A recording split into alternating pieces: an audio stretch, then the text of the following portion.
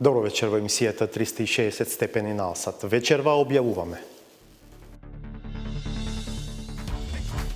Джерусалема, танцувачкиот предизвик во време на COVID-19 во светот широко прифатен.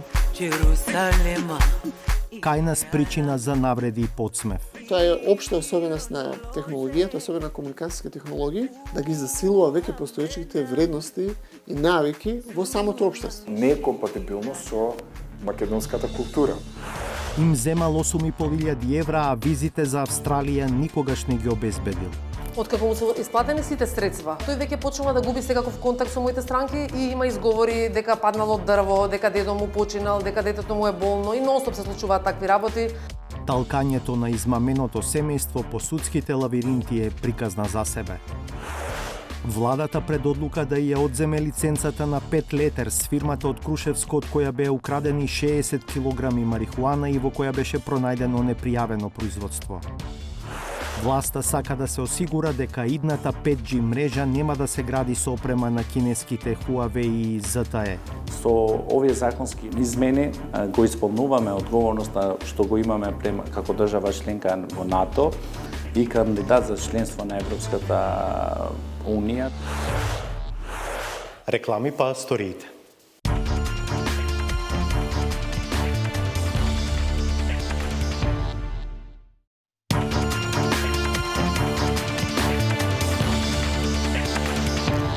Гледате 360 степени. Видеата на кој се гледа како вработени во Унибанка и членови на форумот на жени на СДСМ од Прилеп танцуваат на песната Джерусалема предизвикаа мноштво, главно негативни, па дури и навредливи коментари за нив на социјалните мрежи. Зошто танцувачкиот предизвик во време на COVID-19 кој во светот го прифатија доктори, полицајци, пожарникари, ученици, кај нас помина на таков начин? Еве до какви одговори дојде Зоран Јовановски во разговорот со комуниколог и со психолог.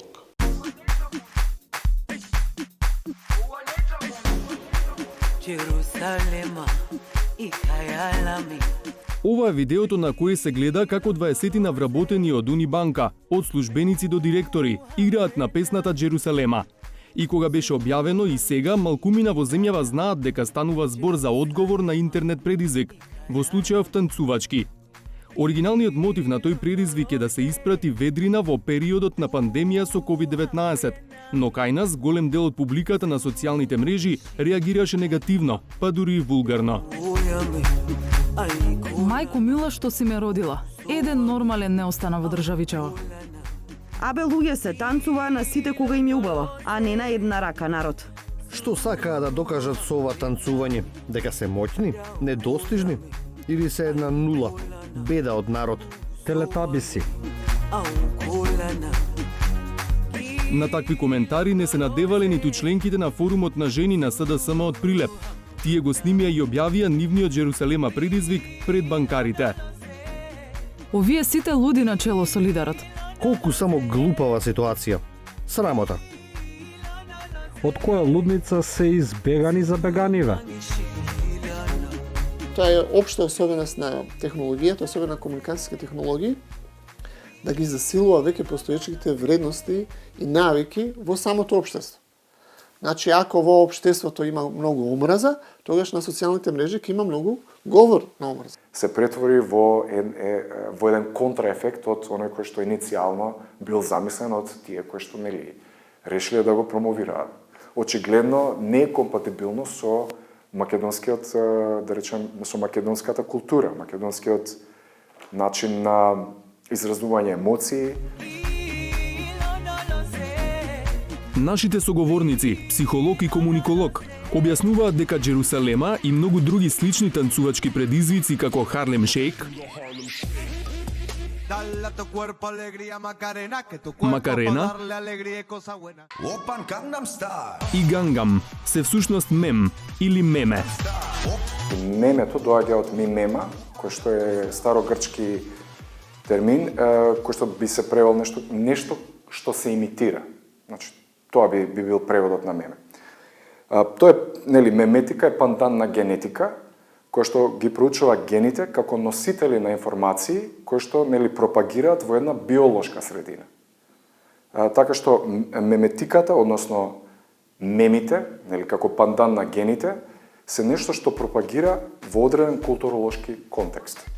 Тоа се еден вид на вирални содржања кои што брзо се шират на интернет, особено леснити преку социјалните мрежи, каде што корисниците ги споделуваат, ги шират, ги препорачуваат, ги лајкуваат и така натаму и тие стануваат вирални. Jerusalema и хајалами. А еве како почна предизвикот Джерусалема.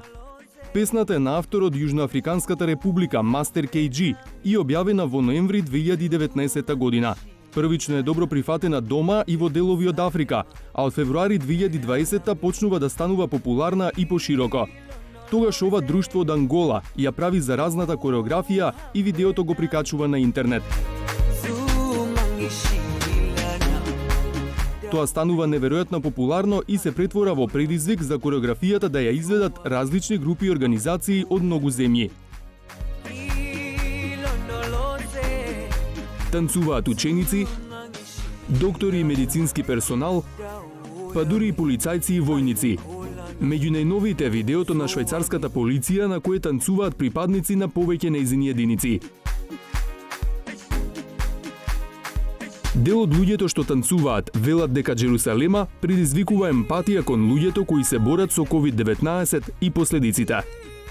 It's more than just a dance. This is a celebration of survivors. It's a victory over difficult and unknown times. Првото видео со кореографијата на Джерусалема за нецела година има над 15 милиони и 300.000 прегледи, а и видеата на оние што одговорија на предизвикот имаат милионски кликови. Нивната тајна, мислам, или нивниот рецепт е неколку слоен. Прво, тие се, би рекле така, високо афективни, значи предизвикуваат некоја емотивна реакција. Значи, или се многу смешни, или се многу шокантни, или се многу пријатни, или привлекуваат некој наш, будат некои детски инстинкти да танцуваме, да се ослободиме, да пееме и така натаму. Како што рековме, наша социјална норма е да се споделува тагата во време на умирачка. Додека такво меме од типот на Јерусалем, ајде сега ќе играме во време на траур, всушност би имало, веројатно претпоставам, контраефект, веројатно и затоа не е и прифатено од тој аспект. Кога нешто однадвор сакаме да и го сервираме на домашната публика, треба да го земеме предвид културолошкиот момент. Ќе помине ова кај нас или не, и како да се прилагоди на домашните културолошки специфики. Дали нешто што е позитивно на запад или не знам, во некоја друга источна земја, Турција, Русија, каде и да е, ќе видите нешто што е вирално, како да го применете тоа. Мора веднаш да размислувате 2-3 чекори напред какви реакции тоа ќе има.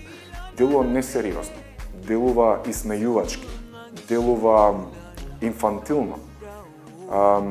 Затоа што мислам дека луѓе кои нас си го поврзуваат како ти е дојдено до смеење во вакви моменти. Во некои култури тоа е компатибилно.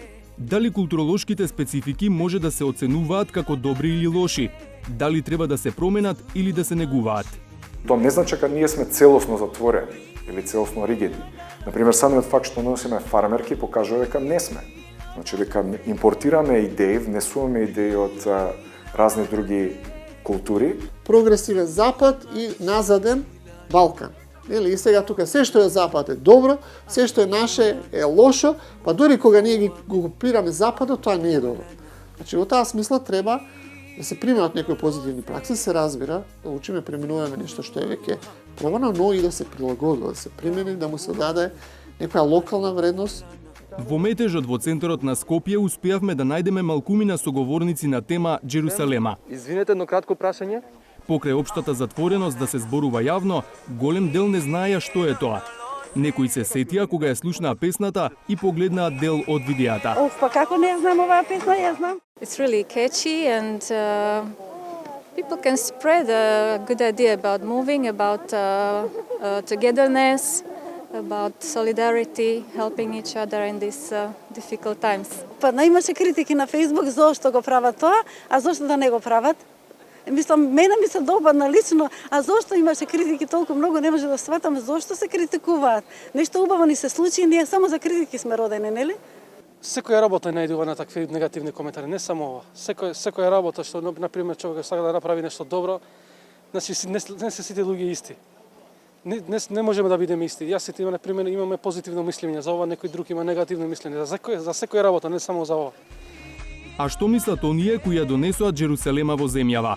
Од форумот на жени на СДСМ Прилеп велат дека се чувствуваат разочарано и понижено поради говорот на омраза на социјалните мрежи, додека тие сакале да изразат надеж и поддршка за нивните херои, здравствените работници. Во навредите искажани на наша сметка имаше се, од сексизам до психичко насилство. Ние жените од форумот сме жени со авторитет во средината каде живееме и работиме, жени со кариера, сопруги, мајки, снај. Сето она што ние го доживеавме заедно со нас го преживуваа и нашите семејства, нашите деца кои во тој период се срамеа од нас заради реакциите на другарчињата.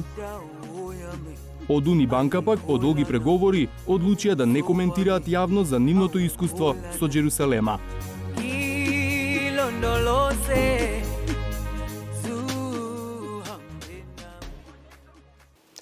На пописот во април, ако се реализира, ќе дознаеме колкумина од околу 2,4 милиони државјани на земјава се во странство. Во потрагата по подобар живот некои успеваат, а други заглавуваат уште пред да заминат. Таква е приказната на семејство од Скопје, кое пред 4 години му платило 8.500 евра на посредник од Прилеп, но наместо да се исели во Австралија, сега води судска битка против измамникот во Македонија. Нивното патешествие во правосудните лавиринти е приказна сама за себе. Славица Филиповска. Четиричлено семејство од Скопје сака да гради иднина во Австралија. За побрзо иселување наоѓаат посредник кој им ветува експресно добивање на неопходните визи за непречен пат до ветената земја. Тој им гарантира комплетна документација за само 6 месеци, а за возврат наплаќа вкупна сума од 8.500 евра. А потоа, ем визите никако да стигнат, ем парите никој не ги враќа. Ваква вест неретко може да се прочита во полициските билтени, но тоа што привидно изгледа како наивност за читателот, всушност е драма за измамениот. Откако му се исплатени сите средства, тој веќе почнува да губи секаков контакт со моите странки и има изговори дека паднало од дрво, дека дедо му починал, дека детето му е болно и нонстоп се случуваат такви работи, дека ќе дури оди до таму што кога ќе пробаат да стапат во контакт и кога ќе имаат некој контакт, да им кажува дека во Белград имаат закажано лекарски прегледи, дека точно во колку часот кој доктор ќе ги прими, а ништо тоа не е вистина. Значи луѓето се изложуваат на трошоци, патуваат до Белград оштетените и со цел на крај да бидат излажани и изманипулирани во целост. И веќе тука сваќаат дека тоа што се договориле со осомничениот дека нема никаква врска и дека се работи за класична измама. Семејството добивало и наводен токен и документи налик на визи. Откако сватиле дека се измамени, во 2018 година поднеле кривична пријава против посредникот со иницијали ДМ, кој е од Прилеп, зашто тамошното јавно обвинителство покренува и обвинение. Но голготата продолжува. Оштетените велат дека судските рочишта постојано се одложуваат. Меѓу причините за застој во постапката е операција на обвинетиот во Турција, зашто тие лично се обиделе да ја проверат веродостојноста преку граничната полиција и директно во турската болница. Се уште немаме одговор, а од гранична полиција имаме известување дека само судот тоа може да го побара и тоа навистина е така. И со тоа писмено известување се обративме и до судот со цел да направиме напор за да судот постапи, односно ја подгурне работата, бидејќи од нивна страна, за жал, ништо не се превзима. Јас побарав и изрекување на мерки за предпазливост, иако, согласно законот за кривична постапка, таков предлог може обвинителството да постави, но бидејќи обвинителството не се ни појавува на расправи, ниту пат поставува ваков предлог, се обратив до судот, судот не одби, се обратив и до обвинителството за да таков предлог пушти до судот, за тоа немам информација дали е направено со оглед, но со оглед дека не се изречени мерки за предпазливост, сметам дека такво нешто не е постапено. И сега во текот на февруари имаме наредна расправа, ќе видиме што е следно и кој ќе биде основот за одлагање, бидејќи сето до сега што се случува е неоправдано одложување на постапката. Така, семејството измамено пред 4 години е и без визи и без пари.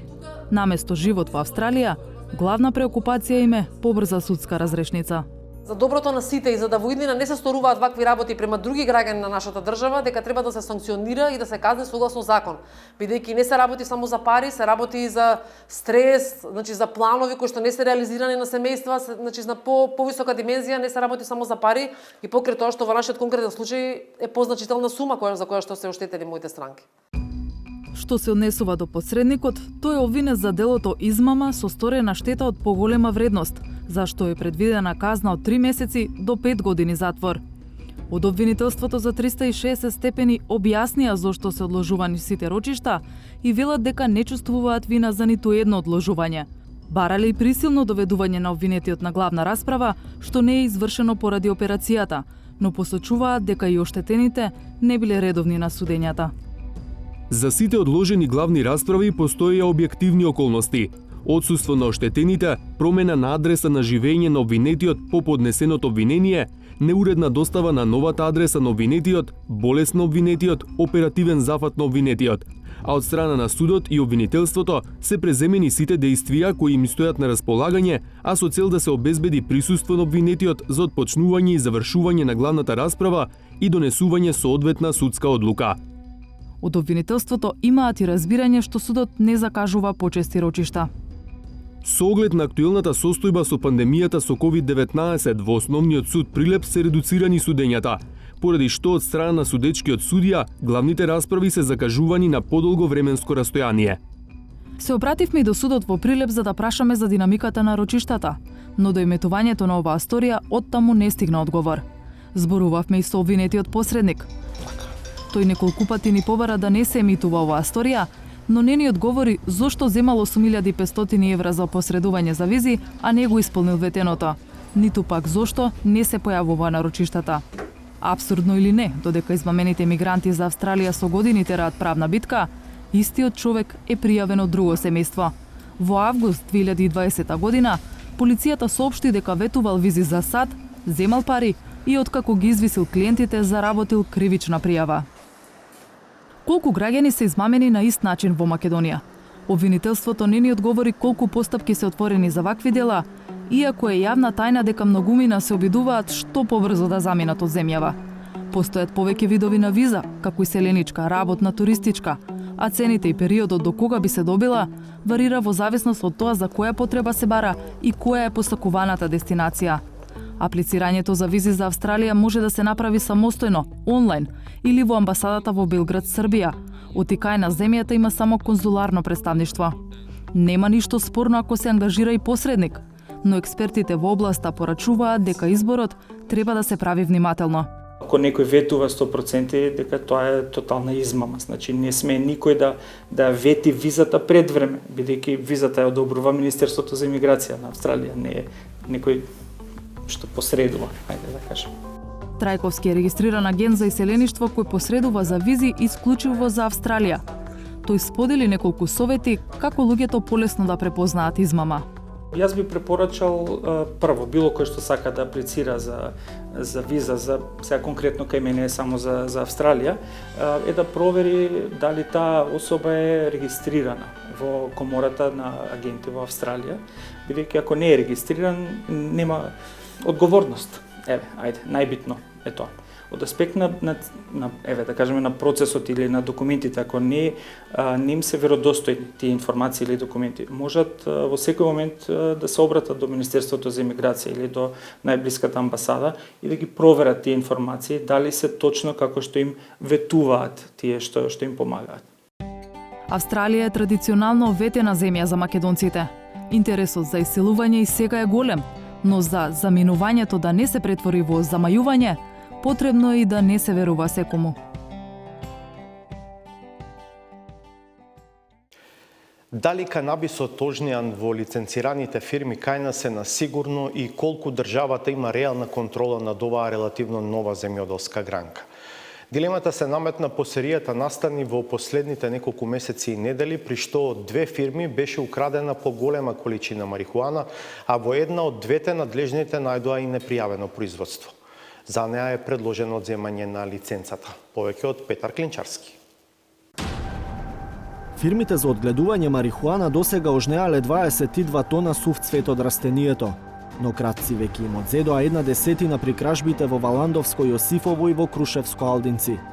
Заедничката акција на меѓуресорската комисија и МВР откри дека во една од ограбените фирми се одгледувала и марихуана која не била пријавена. На 20 декември е извршен инспекцијски надзор од надлежните тела и констатирани се неправилности, односно констатирано е дека е засаден канабис, а нема евиденција за тоа. Колку успешно се следи и контролира процесот од добивање лиценца до жетва, самите производители велат не е доволно добро. Меѓуресурската, како прво, има сериозни проблеми, да речеме, затоа што таа е меѓуресурска и ако сака она да изврши контрола, ќе им треба многу време за да изврши, затоа што не секој во одреден ресор е слободен на таа дата. Извозот и поголемата контрола која би се одвивала преку новото тело, Агенција за канабис, се само дел од законските измени кои владата ги најави пред нецела година, но тие никако да дојдат на дневен ред во собранието. Во јуни 2019 година, хрватски РТЛ објави историја за бумот со медицинскиот канабис во Македонија. Nekoliko kilometara prije Kruševa, pogled na veliko zdanje okruženo bodljikovom žicom dao nam je do znanja da smo stigli do pogona tvrtke Five Letters. Во действието во новинарскиот мини документарец од 13,5 минути се говори со комплименти за компанијата која им ги отвора вратите на новинарите. Зборува и еден од собствениците, кого новинарот на РТЛ го опишува како близок до власта. 93% vlasništva tvrtke je u rukama američkog investitora, dok 7% drži Zoran Janevski. Prijatelj premijera Zajeva i član njegove stranke, što je u ovoj zemlji veliki plus. Do prije 1,5 godina nije imao baš nikakav doticaj s marihuanom, no kao pravi biznismen namirisao je dobru priliku za zaradu na zelenom zlatu, kako ga sam naziva.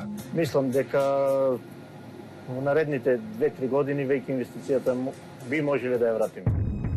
Година и пол по оваа изјава, во декември 2020-та, токму од 5 Letters беа украдени околу 60 килограми марихуана. Меѓу тројцата осомничени е и роднина на заменик министерот за внатрешни работи, Назим Буши. Përgjësia është individuale dhe secili prej neve ka përgjësi individuale dhe për ato duhet përgjigjet. Kështu që nuk mund të mbaj përgjësi për asnjë tjetër, përveç se për vete personale. Ato që kemi përgjësi janë fëmijët e tanë.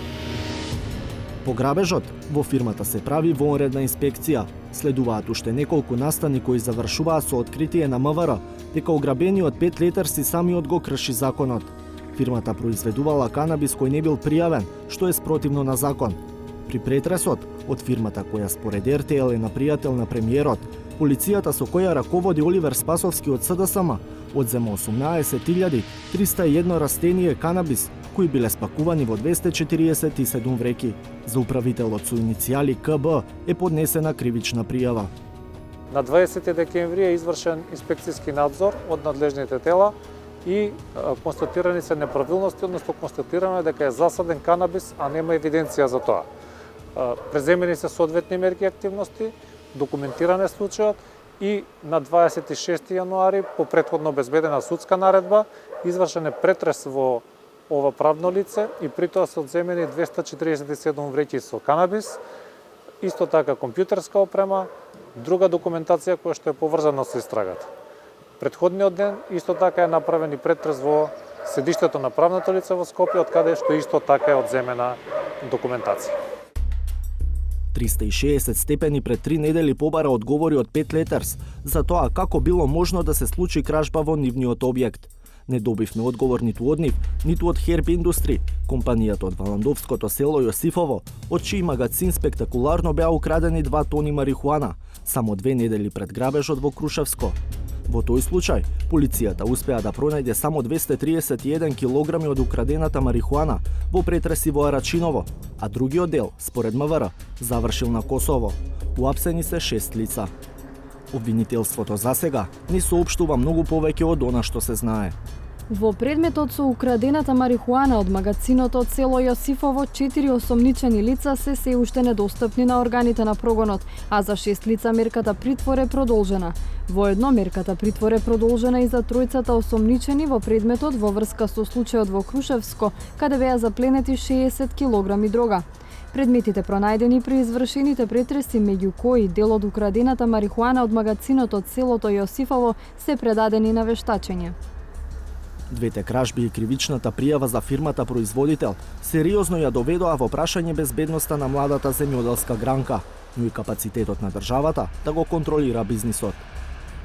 Последно, премиерот Зоран Заев најави извештај од меѓуинституционалната комисија под Министерството за здравство, чија задача е да го следи издавањето лиценци и да го контролира производството на канабис.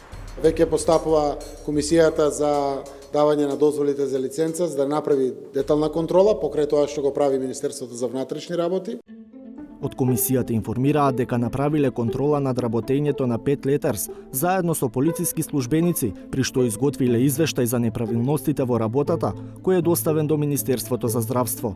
Упатени за 360 степени, велат дека извештајот е основа за одземање на одобрението за одгледување на канабис на компанијата 5 Letters. Финалната одлука на владата е прашање на време. Меѓуресорската комисија е составена од 6 члена. Освен еден од Малмет, во неа има по двајца представници на Министерствата за здравство и за земјоделство и еден стручен соработник. Членовите не земаат екстра надоместок за работата во комисијата, а нивна должност, според одговорите што ги добивме од Министерството за здравство, е да вршат по 2 инспекцијски увиди во работењето на компаниите во една календарска година. На крајот на 2020 година во земјава имало 61 компанија со лиценца за одгледување канабис за медицински цели, а во фаза на производство биле 23. Но за цела година Меѓуресорската комисија успеала да направи надзори во само 12 фирми. Тоа се едва половина од фирмите кои произведуваат марихуана и само 20% од вкупниот број компании со лиценца. Законски предвидените 2 надзори годишно се спроведени во само 4 фирми, од кои 2 се ограбените 5 Letters и Herb Industry, при што втората инспекција е по кражбите. За Министерството, работата на комисијата сепак е успешна, со оглед на COVID-19 епидемијата и вонредната состојба. Комисијата работи согласно интерен план за работа и по пријава. Во делот на недостатоци воочени во текот на инспекциите, комисијата воочува недостатоци во делот на водење на евиденции и отстапки во делот на кадарот. Со податоци собрани преку надзори или дописи од фирмите, од здравство ни одговорија и колку марихуана и нејзини деривати се произведени досега. Ожнеани се 21 тон, 596 килограми сув цвет од канабис. Компаниите пак, кои поседуваат одобрение за екстракција на сув цвет, произвели речиси 154 килограми масло од канабис, како и 4 килограми паста. Но освен Меѓуресорската комисија, по закон, инспекции врши и Министерството за земјоделство. Овој владин ресор проверува колку се сее, како се одгледува и колку марихуана се жнее. На прашањата како се следи овој процес, од Министерството не препратија одговори да побараме од Државниот инспекторат за земјоделство, кој патеме под капа на самото Министерство. Не ни одговорија ниту од инспекторатот, кој не препрати назад во Министерството за здравство, односно кај Меѓуресорската комисија. На темата, пред камера, се нафатија да зборуваат само од Агенцијата за лекови, па остана на директорот Лирим Шабани да објасни на кој начин се проверува пријавеното производство. Тој вели дека има систем и дека тој функционира, но и дека е неопходна поголема контрола, бидејќи расте интересот за дејноста. Они доставуваат извештај, самите компании доставуваат на одредено време, точно пропишано кога треба они да издаваат извештај. Постојат редовни контроли кои што ги вршат инспекцијските служби, секако постојат и вонредни контроли кај што мислиме и дека треба да се оди да се проверува. Мислам дека комисиите одат и се до тоа го проверуваат. И од земјоделие, и од кај нас, и од МВР, така да системот е воспоставен и е контролиран целосно. Ако некој се нафаќа да направи нешто што е нелегално, тоа секако ќе се констатира во одреден момент и ќе биде казниво според законите кај држава. Но додека државата тврди дека се е под контрола, производителите го тврдат спротивното. Председателот на Сдруженијето Мак Канабис Костадин Дуковски, каде членуваат 37 лиценцирани компании, вели, едно е на хартија, друго во пракса. Меѓу другото, во законот вика се води евиденција. Значи, меѓутоа не знаеме каква евиденција, што треба да евидентирам, како да го евидентирам, како да го поставам да го евидентирам.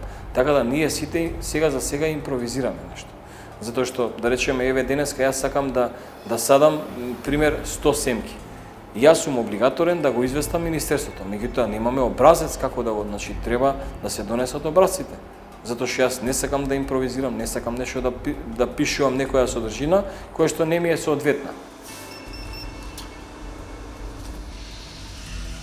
Дуковски, чија фирма пред нецела година добила лиценца за одгледување канабис, вели дека контролата од Меѓуресорската комисија е на стаклени нозе, бидејќи тешко може да се договори кој ден се слободни сите членови за да извршат надзор. Смета дека е неопходно што побрзо да се донесат измените на законот и да профункционира агенцијата за канабис, за да може да се стави контрола на сите произведувачи. Каде е лиценцирањето, каде е инспекцијскиот надзор и каде е контролата. Така да реално ние треба да го подобриме системски тоа решение. И затоа ако ние сакаме да го подобриме и меѓуресорската соработка, и начинот на евалуација, и начинот на инспекцијскиот надзор на производителите, не е спорно дека да речеме јас не сум регистрирал една билка. Тоа не е тешка повреда. Значи тоа може да биде и од технички аспект. По-добра, поинтензивна контрола, повеќе ние како производители сме побезбедни. Тоа е целта и затоа апелираме, тоа е еднаш во годината да дојде кај мене на инспекцијски надзор, ја би барал да дојде еднашка месечно. Затоа што сакам да се подобрам во работењето, не сакам да имам злоупотреби. Тоа е целта и затоа апелираме агенцијата МАЦЕ да се занимава со нас. Значи за да конкретно да се ги подобриме нашите процеси. А главната причина што некои компанији чуваат тони марихуана во магацините е што немаат што да му прават на сувиот цвет. За да прават масло од канабис за извоз, им требаат и скапи лиценци и дополнителни инвестиции. Еден дел од фирмите најдоа капитал или инвеститори за да го заокружат процесот, а останатите гледаат спас во власта, да им дозволи да извезуваат сув цвет. Секако, нема да им пречи ако во меѓувреме се легализира и декриминализира употребата на канабисот за рекреативни цели.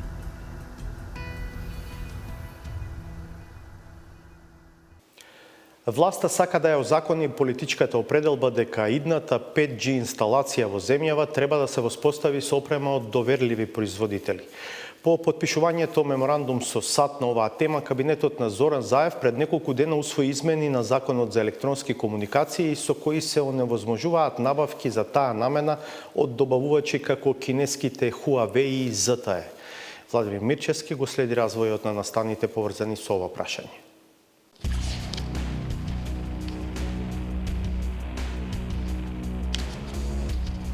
Република Северна Македонија и Соединетите Американски држави ја нагласуваат важноста за поттикнување учество на релевантни и доверливи мрежни добавувачи на хардвер и софтвер на 5G пазарите. So together we can control our 5G destiny and ensure we lead our people down the clean path for a safe and secure future. 3 месеци по потпишувањето на меморандумот меѓу Вашингтон и Скопје со кој земјава изрази подготвеност дека ќе дозволи пристап исклучиво на чисти и доверливи производители на 5G мрежи, владата усвои измени на Законот за електронски комуникации со што договореното во заедничкиот американско-македонски документ, откако ќе поминат во собранието, ќе стане и законски обврзувачко. Според законските измени, телекомуникацијската антена која се наоѓа на врвот на зградата на некогашниот НИП гигант, а во која сега е сместено Министерството за информатичко општество и администрација која ги изготви предлог интервенциите во законот, нема да смее да биде од производител што ќе се најде на листата недоверливи. Целта на измените на Законот за електронска комуникација е до дефинирање и заострување на безбедносните критериуми и од следните технологии кои што ни доаѓаат или генерации на технологии во комунициските мрежи со една цел подобрување на безбедноста на нашата држава. Значи, со усвојување сега на законските измени и на дополнување на Законот за електронска комуникација се поттикнува на членство на релевантни и доверливи добавувачи и производители на хардвер и на софтвер на 5G пазарот. Целата приказна почна откако администрацијата на поранешниот претседател на САД Доналд Трамп препозна опасност од шпионирање од кинеските технолошки компании кои се глобални лидери во производство на 5G мрежи. Американската дипломатија која потпиша меморандуми со низа клучни членки на НАТО и на Европската унија со кои де факто им се забранува на гигантите како Huawei и ZTE да инсталираат своја опрема во овие земји, во октомври минатата година чукни и на нашата врата. Високиот американски дипломат кој дојде во Скопје јасно кажа кон кого е насочен меморандумот, а Македонија како најнова членка во НАТО влезе во друштвото. And also, I think you can see the Clean Network is also about strength in numbers and the power of unity and solidarity and standing up against that doctrine of the Chinese Communist parties of intimidation and retaliation. So together, we can control our 5G destiny and ensure we lead our people down the clean path for a safe and secure future.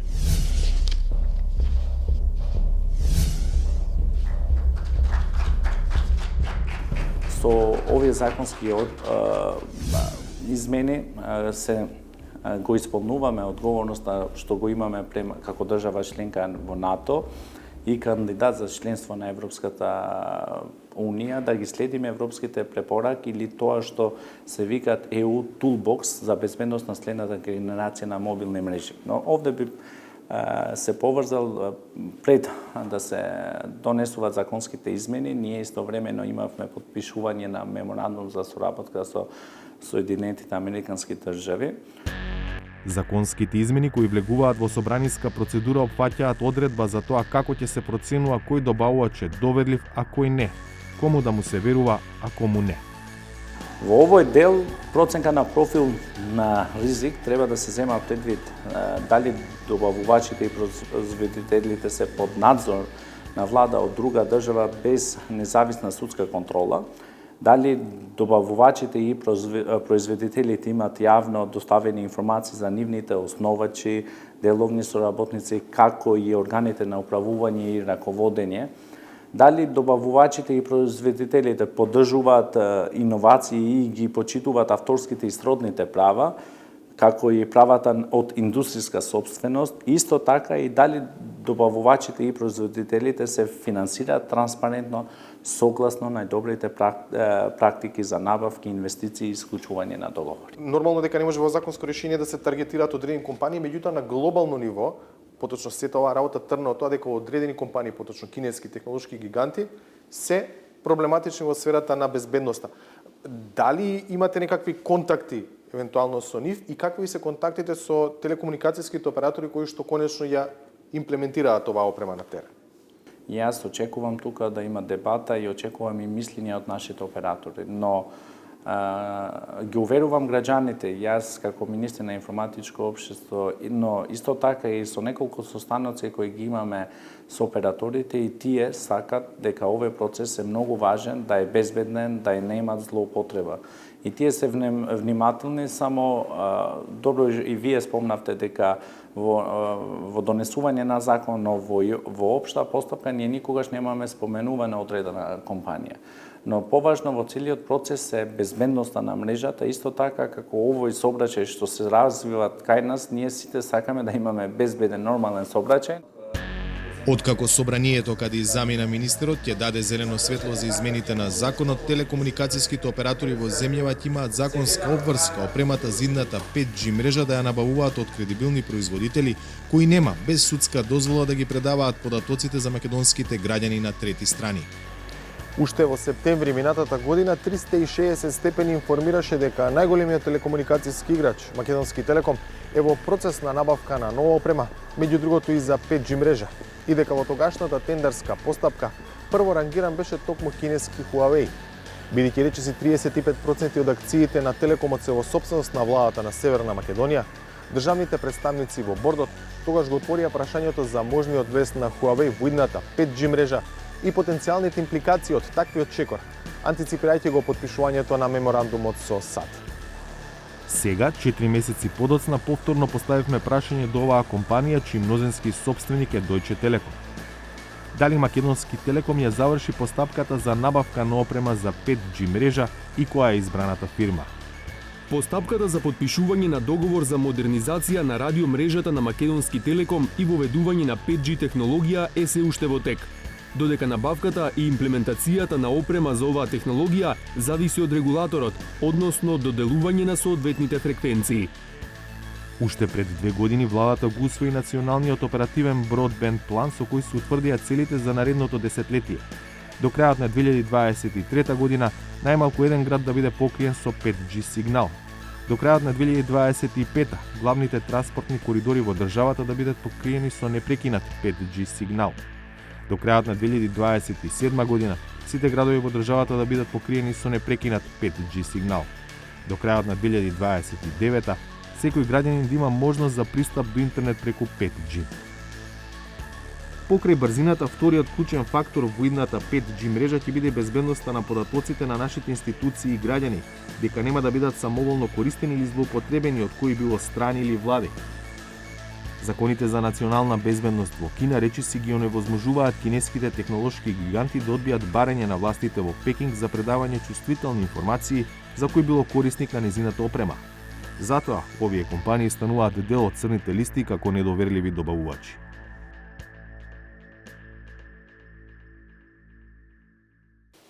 Уште еден блок реклами, па саботажа.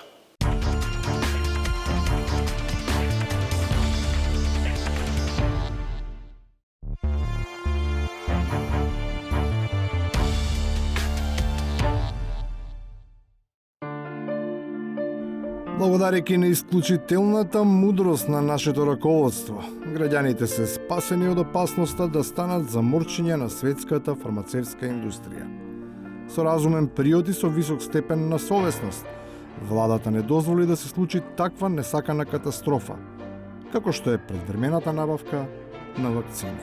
Она што го правевме како држава е да се трудиме да ги добиеме вакцините, без при тоа некој да каже дека ние нудиме наше население за тестирање. И навистина, зошто би се правеле какви било експерименти кога праксата со вакцините и онака не е успешна? Дури минимална доза од онаа за одговорност не дава резултат кај функционерите на ДУИ.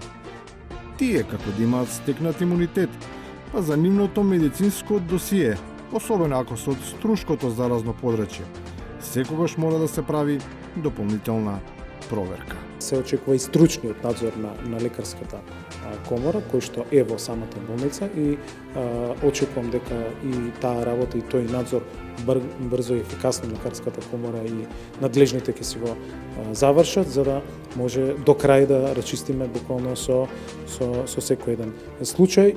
Во таа креирана аномија, трудот на оние кои што се обидуваат да најдат решение за долгогодишниот проблем, кој by the way сами го имаат создадено, никако да се валоризира. Непланската политичка дивоградба наместо да се урне, се преместува од една на друга локација.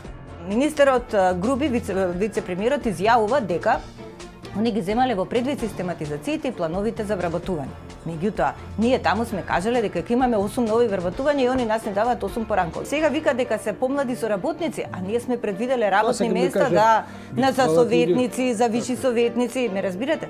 За волја на вистината има и такви политичари кои разбираат што му е потребно на општеството. Во кадровскиот расадник на власта цутат искреноста и транспарентноста, вредности кои треба да ги негува модерната политика.